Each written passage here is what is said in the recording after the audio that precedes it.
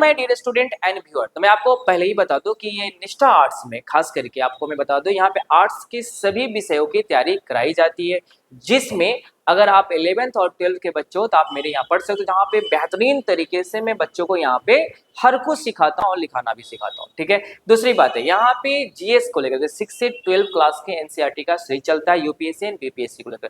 या आपको किसी भी चीज को प्रेजेंट करने की माहौल है, यहाँ पे मैं हर कुछ बच्चों को कराता हूँ। इससे क्या फायदा होगा बच्चों में कि जो किसी भी टॉपिक के प्रति या खास करके सोशल स्टडीज के प्रति उनके जो सोचने की कैपेसिटी है वो विकसित होगा, और खास करके जो सोशल साइंस का क्या माहौल है और उसको लेकर के वो बच्चे क्या सोच रहे हैं, और यूपीएससी की जब तैयारी करके जब वो आईएएस बनेंगे तो वहां पे किस तरीके से इंप्लीमेंट करेंगे क्योंकि आपको पता है कि ज्यादातर हमारे पूरे पार्लियामेंट्री सिस्टम में ब्यूरोक्रेसी का क्या रोल होता है आपको पता होना चाहिए। ठीक है, क्योंकि हर कुछ जो डिसाइड कर रहे होते हैं वो ब्यूरोक्रेट ही होते हैं। आज ये दोनों जो स्टूडेंट आप देख पा रहे हैं, ठीक है, और भी बच्चे होंगे जो अगली बार से डिबेट में मिलेंगे। आज जो ये बच्चे लोग वन नेशन वन इलेक्शंस पे उन लोगों का पूरा टॉपिक है, जिसपे ये लोग बताएंगे प्रो एंड कॉन्स, क्या बताएंगे, कितना सही है वन नेशन और कितना गलत है। इसको लेकर वो लोग अपना ओपिनियंस रखेंगे। आप लोग समझ में आ गया आप लोगों को? ठीक है, तो हम लोग आज इस वीडियो में बात करेंगे वन नेशन वन इलेक्शन का जो प्रोस और कॉन्स क्या है, और इलेक्शन इंडिया में कितना ज़रूरी है, इलेक्शन का कॉन्स्टिट्यूशनल नॉर्म्स क्या है, डेमोक्रेटिक फैक्ट्स क्या है,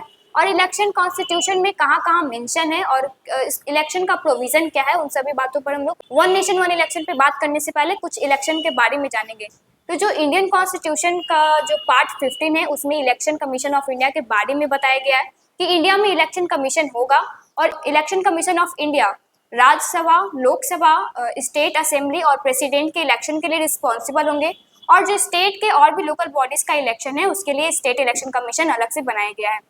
तो जो कॉन्स्टिट्यूशनल नॉर्म्स है इलेक्शन कमीशन ऑफ इंडिया का वो है पार्ट 15 में मेंशन है, और आर्टिकल 324 से 329 तक इसके प्रोविजन दिए गए हैं। तो ये सारे इलेक्शन कमीशन के कॉन्स्टिट्यूशनल नॉर्म्स है। अब हम बात करेंगे इलेक्शन के कुछ डेमोक्रेटिक फैक्ट्स के बारे में, क्योंकि इंडियन डेमोक्रेसी में इलेक्शन को एक बिग फेस्टिवल माना जाता है, क्योंकि हर साल किसी न किसी स्टेट में इलेक्शन होते ही रहता है। अगर हम कुछ और बात करें डेमोक्रेटिक फैक्ट्स के बारे में, तो जो इलेक्शन है वो इंडिया का सोल, ब्रेथ और ऑक्सीजन सिलेंडर माना जाता है, क्योंकि बिना इलेक्शन के कहीं भी डेमोक्रेसी संभव नहीं हो सकता है। जैसे बहुत सारे ऐसे कंट्रीज हैं जहाँ पर टोटालिटेरियन और अथॉरिटेरियन फॉर्म ऑफ गवर्नमेंट है, जहाँ पर इलेक्शन नहीं होते हैं, और इसके कारण वहाँ पर डेमोक्रेसी नहीं है, जैसे गल्फ कंट्रीज हो गए या फिर नॉर्थ कोरिया हो गए।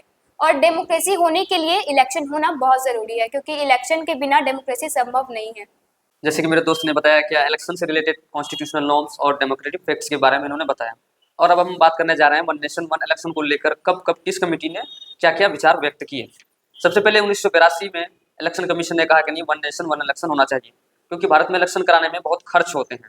फिर उसके बाद 1999 में लॉ कमीशन ऑफ इंडिया ने भी कहा नहीं, वन नेशन वन इलेक्शन होना चाहिए। उसके बाद फिर 2003 में जो है अटल बिहारी वाजपेयी की सरकार में लाल कृष्ण आडवाणी ने भी कहा नहीं, वन नेशन वन इलेक्शन होना चाहिए। उसके 2015 में बीजेपी की सरकार ने एक पार्लियामेंट्री कमेटी बैठाई और उस कमेटी ने भी कहा गया वन नेशन वन इलेक्शन होना चाहिए। फिर 2017 में भी नीति आयोग ने कहा कि वन नेशन वन इलेक्शन होना चाहिए। उसके बाद 2018 में लॉ कमीशन ऑफ इंडिया ने फिर कहा कि नहीं भाई, वन नेशन वन इलेक्शन होना चाहिए। वन नेशन वन इलेक्शन को लेकर लास्ट कमेटी 2023 में एक्स प्रेसिडेंट रामनाथ कोविंद जी की अध्यक्षता में बनी, जिसमें यह निर्णय लिया गया कि वन नेशन वन इलेक्शन जो है ये भारत के लिए सही है। और इसमें यह तय किया गया कि लोकसभा और इलेक्शन एक साथ हो जाए और उसके 100 डेज के अंदर में फिर लोकल बॉडीज का इलेक्शन को कंडक्ट करवाया जाए।